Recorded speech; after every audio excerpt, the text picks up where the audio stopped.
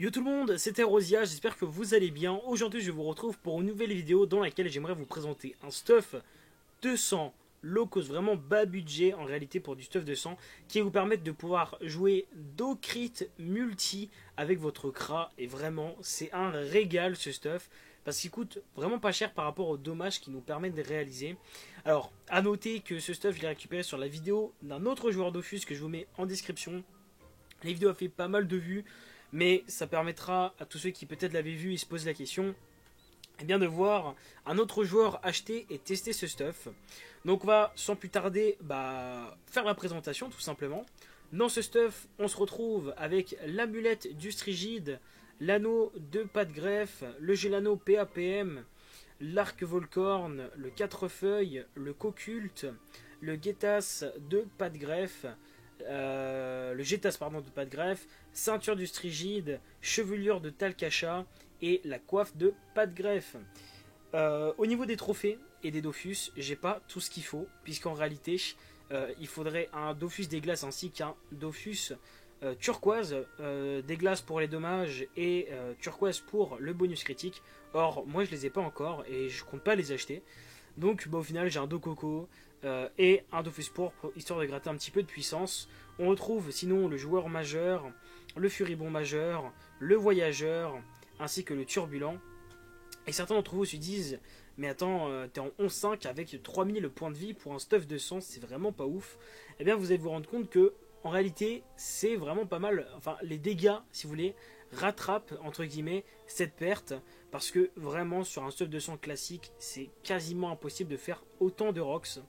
À savoir qu'en plus le stuff il est largement enfin vous pouvez largement l'améliorer et passer en 12-6 en mettant des exos sur les différents items. Mais là on vise vraiment le budget et puis la vitalité c'est pas grave, puisque vous allez voir qu'on va roxer, on n'est pas là pour tanker, on est vraiment là pour roxer. Et donc je vais vous montrer ce qui se passe eh bien quand on se booste.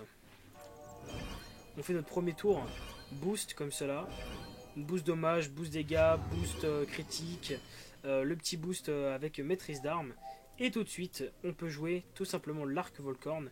Hop, je vous montre un petit peu les dégâts au Volcorn, voilà c'est énorme, et les percées qui passent à je sais pas combien aussi.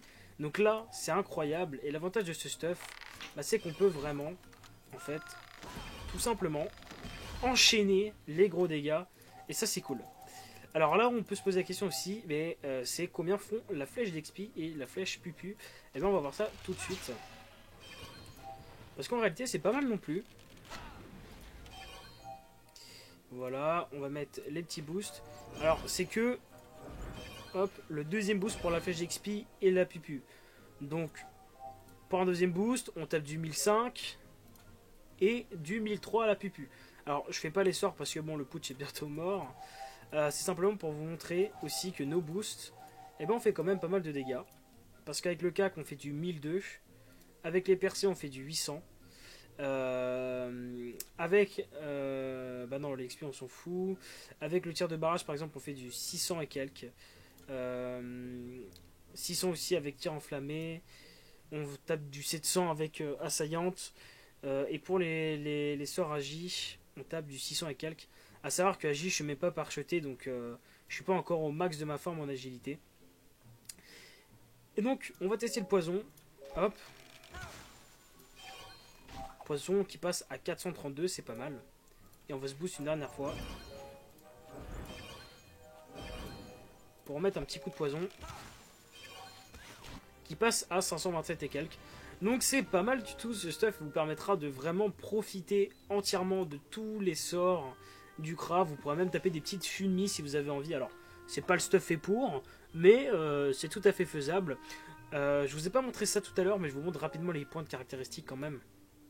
On est à 379 d'agilité, nos pare-chocs comme d'habitude, 401 de chance, 424 de force, 365 d'intelligence, 369 de puissance. Et encore ces caractéristiques là c'est pas forcément ça qui va être le plus important, c'est vraiment les dommages critiques. Ici moi je suis à 180, ce qui est pas mal du tout.